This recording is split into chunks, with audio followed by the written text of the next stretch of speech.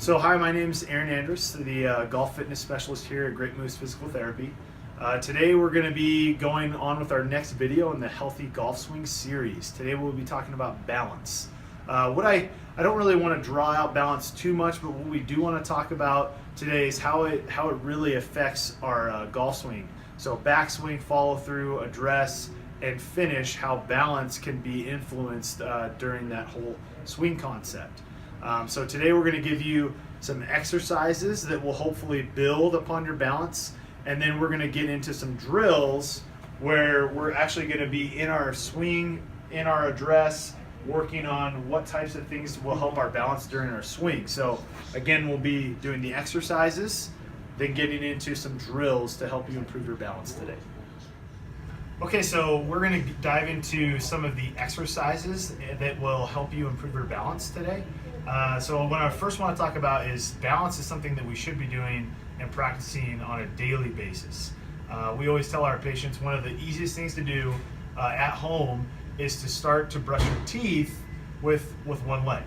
So the first one I'm going to talk about is stork stance, and this is going to be a balance exercise you can eventually get to as far as the way that your leg comes up. But to start it off, it's pretty simple. You're just going to lift your knee up to your hip level, and this is something that you can do while you're brushing your teeth, maybe while you're even watching TV during a commercial break, and just working on getting this knee up to hip level. That engages our hip flexors a little bit, and then we have our glutes engaged here, hamstrings. We have this left leg doing a lot of isometric work right now. My ankle is actually moving around a lot, which is good. It is working the proprioception of my ankle.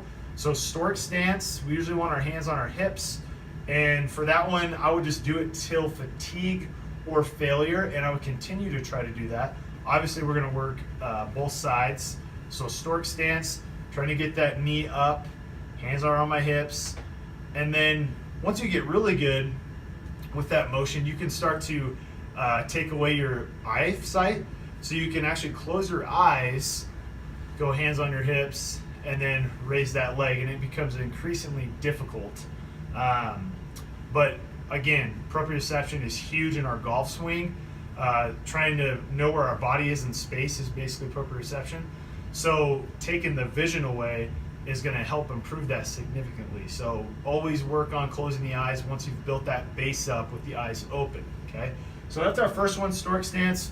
Again, try it when you're brushing your teeth, maybe doing your hair, things of that nature. The next one, you're going to take your golf club. Okay, I have my 6-iron here, so you want a pretty good length. 5-6 iron is usually a good one to use, but we're just going to take our golf club and we're going to set it right across our shoulders, and we're basically going to do that same motion with one leg up, and then we're going to add a turn. Okay, so I will always turn. I recommend to start turning towards your lead leg. So whatever leg is up in the stork stance, you're going to turn that direction. So I wouldn't turn the opposite way. It's just a little bit easier to start this way. You want to get up and try about 3 to 4 reps in a controlled motion. Now again, my upper body's rotating, but my hips are staying pretty stagnant. So remember that. And then just doing the opposite side. Up in that stork, nice and tall, shoulders relaxed, chest up, and turn. Notice how I'm trying to keep my head still, just like in our golf swing. You don't want to be turning your head with the rotation. Trying to keep the head still and still rotate from the upper body, so you're dissociating your upper body in rotation to your lower body. So make sure that you do that. So another one that you can build off of from the stork stance. So those are first two, pretty standard, building those concepts. The last one I want to show you is for your advanced balance people. So this is our Bosu ball. Okay, so it's essentially just a stability ball. They cut in half and put it on a flat piece of plastic, but really works well for balancing. And so what I have a lot of my patients do is we'll actually have them stand on it and work on, again, stork, balancing, doing squats, doing single leg RDLs, which is a good pelvic tilt movement, and I'm going to demonstrate all three of those for you today. So the first one, just getting on the Bosu ball, is pretty simple. You're going to put one leg on one side, and then you're just going to come up on the opposite side. So this is our starting position.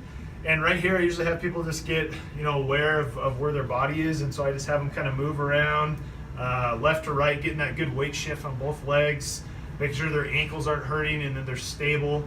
Once we get there, we work into squatting and getting about parallel and then coming back up. Okay, so squatting is, again, high level advance. The next two are going to be extreme level advance. Now, you can always add different pieces to these exercises. You can do them single leg. You can do medicine ball exercises while you're on the Bosu ball, so working again on the rotation and power drills while you're balancing, so those are also effective. But going back to the stork, okay, so this is my starting position and my foot's placed in the middle of the Bosu ball, and then from here it can be up into stork and then back off. Okay, so this is just a continuous stork rep, down and up. And if I want to get real tricky, I can just hold it for as long as I can, and you can see my foot wiggling a lot. So that's really good isometrics on the ankle and the lower leg. So that's our stork. The last one that I think is the most essential piece is adding that pelvic tilt movement. So we'll go back to one of our previous videos, but the movement where we're pulling our hips in and out, okay, and doing this motion on a ball, up into stork, and then you're going to pelvic tilt, reach back this leg, keeping your chest nice and tall, and then back. So this is for high level, down and up. Okay? So hopefully with those exercises, you have some type of baseline to go home and try doing some of these balance exercises to increase, for one, the musculature in the legs and the lower legs. Those isometric exercises are really good for balance, and then just adding different things all the time is what's going to help you build your balance the best. The next section here, we're going to get into actual exercises that are in our swing, so drills per se, that will help you with your balance. So that'll be the next piece. Okay, so we just went over the exercises that you're going to start doing to help increase that balance. Now we're going to get into some of the swing mechanics and some of the things that you could be doing during your swing out on the driving range that will help you improve that balance. So we're going to start from a very basic manner in where our feet should be in our golf swing, where our balance should be on our toes, heels, middle of the foot. So first of all, when you set up, again, we went over posture before, so nice neutral posture, always making sure our knees are slightly bent, okay? When I'm balanced, I am not too much on my toes and I'm not too much on my heels, okay? So at address, a good balance is our weight just about on our forefoot, so about right here is where our weight should be, okay? So that's where our weight should be at address. Now as we swing, our weight shift changes. Therefore, our balance is always changing. So having this form of dynamic balance is very key. So the first thing I want you to think about is when you're at address, you're balanced on your forefoot. When we come back into our backswing, we have this weight shift. So the weight now is starting to come up on my right side, correct?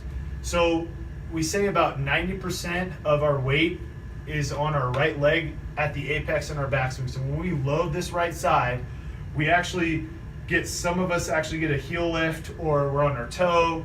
Some of us keep our left foot completely flat. But most of the weight's gonna be on your right side. So it would make sense to practice exercises or drills that show getting the weight completely on the right side. So this first one is you're gonna start in your posture, and we're actually gonna just work on taking the club back and actually lifting the left leg and holding our weight on the right side. So you can start baby steps.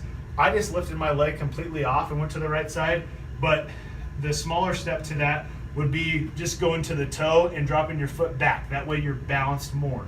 So really feeling the weight shift on this right side. and then getting to a point where I can actually hold it and continuously go. So you really want to feel that consistent weight shift on the right side. And you want to be balanced, because if you're not balanced, your weight's going to go to your heel, to your toe. The backswing will change during that weight shift. So first one, just working on getting on the right side completely. So that's our first one. Our second one is actually our follow through. So our follow through, we should be finishing up on our left side. Our hips should be in the target line, and we should be balanced. So typically what happens is if you're unbalanced and your swing's unbalanced, what will happen is you will actually get to the point in your swing where you won't finish, and you will do something like this or something like this. I've seen even people where our balance is so far back and never gets up to the left side that this happens. Okay, so it's like a drop step behind us. So what that is just not a consistent follow through. If we can have a consistent follow through, we have a consistent weight shift. Okay, so I want you to try this one at home. Eyes are open, nice and neutral. Smooth swing and hold for 5 seconds. So making sure that our left leg is completely taking the weight shift into the follow through and holding it. Okay, so that's going to be your second drill, is working on your follow through, consistently getting on your left side and making sure the hips rotate through and hold that position. Okay, so first one again, working on the right side, and the second one, holding the finish. So those are going to be 2 drills that will really instill, hey, this is where the weight shift should be, and this is where I want to be consistently to have that consistent swing. Okay. The last thing I want to show you, and this is for those of you that may have something similar to what I have here, but it's a half foam roll. You can actually try this with a pillow at home. Basically anything that's going to kind of give you instability at the feet. So this first one, this is our half foam roll. It's basically just a foam roll cut right in half. And to start off easily, you're just going to set it flat on the ground.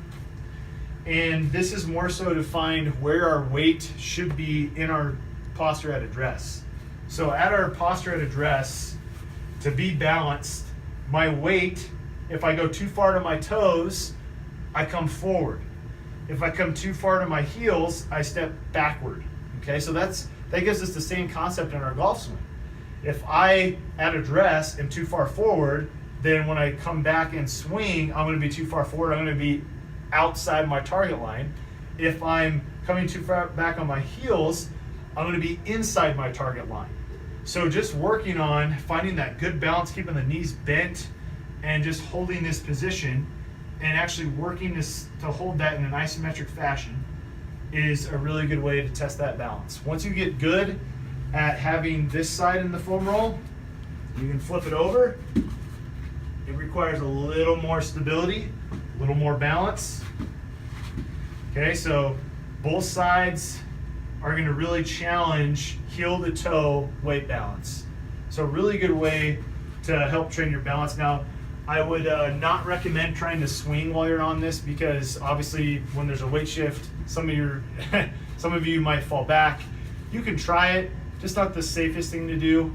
But for the most part, just working on your weight shift and your balance at address is really what's going to help you. But again, getting on the right side during your backswing, making sure that weight shift is good there, and then consistently getting on your left side in your follow through is a really good way to help sustain that balance throughout the entire round. Now, most of you are probably asking, hey, this is great, but I want more. Well, we hope to give you some more videos in the future that will touch up on just a whole golf program in total. So running through flexibility, mobility, balance, power, strengthening, those types of things. I want to put that all together for you in a video fashion that you can actually take home with you and work on those things. Or come in and see us and we'll run through that program with you as well. So that's going to be it for today. We'll see you again soon.